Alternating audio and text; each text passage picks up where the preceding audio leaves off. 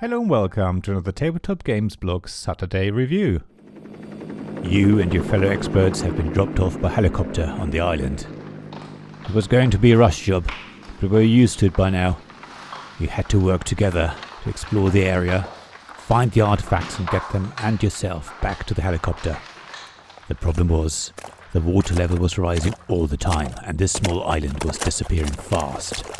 You did have a diver amongst the group, which would come in useful, but all of you had to shore things up as much as possible to buy yourself some extra time. To add to your troubles, you were on a forbidden island by Gamewright. Matt Leacock is well known for designing great cooperative games.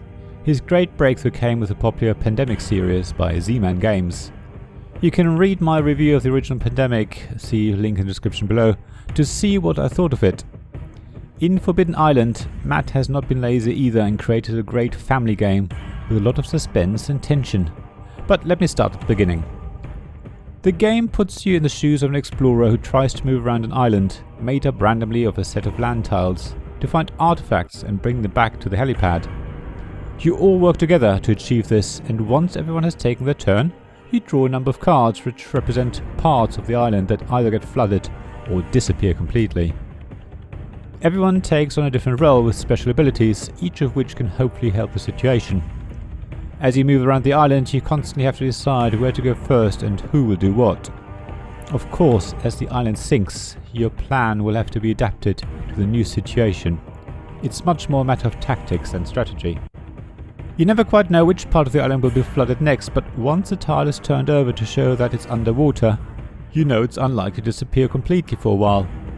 It allows you to manage the risk a little and focus on those areas that are already flooded and will disappear completely soon. Unsurprisingly, Forbidden Island feels very similar to Pandemic.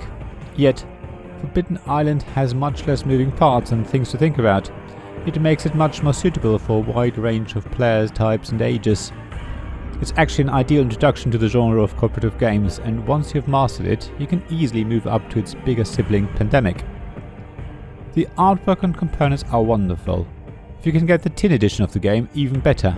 It makes the whole game feel very luxurious and makes exploring the island and fighting the flood a lot more fun and much more immersive.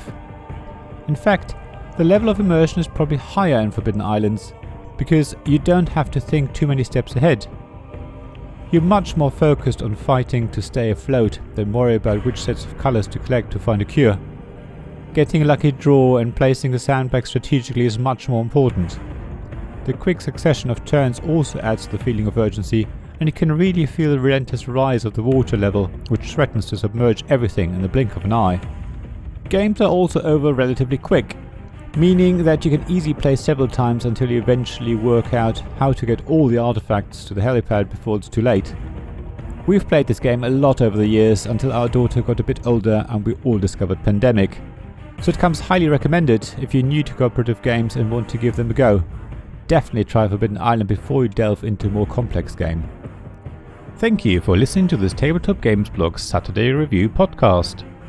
Please check the description below for links mentioned in this episode, as well as to the written version of this article on the blog. If you enjoyed this episode, please subscribe, give us some stars or leave a review.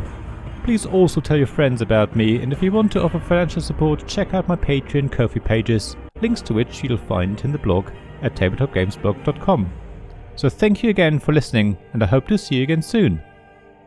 This podcast is made possible by the generous help from my Patreon supporters: Royal Patron Sean Newman, the UK half of Gamelot, Castle Guard David Miller of Subquark Publishing, Dice Masters James Naylor, publisher of Magnate First City, and Paul Grogan of Gaming Rules, and Shining Light Robin Kay of Rune Sky Games, Sarah Reed of Resourceful Games, Tim Vernick, and Richard Simpson of We're Not Wizards.